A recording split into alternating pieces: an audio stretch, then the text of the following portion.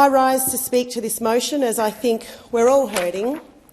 We're hurting because instead of moving towards peace, which is what every human being in this world desires, the world is being plunged into another war, costing thousands of lives already, and we all know what that's by far not the end of it.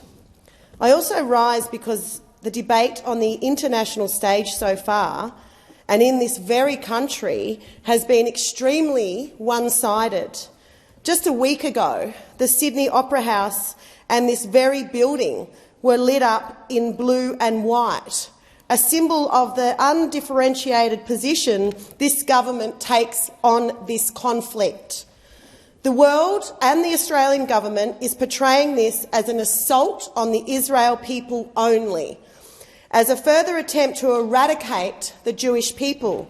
My thoughts are with the many lives lost and those families who have lost loved ones. But this war goes beyond that and is also an attack on the Palestinian people. While the world mourns what has happened to Israelis, governments, including this one, seem to condone the tragedy unfolding for Palestinians. Israel's indiscriminate bombings on Gaza are killing thousands of innocent people, people who already had to suffer for so many decades in what is often called the world's biggest prison. These people didn't attack Israel, and yet they are the human collateral of Israel fighting back against Hamas with unprecedented force.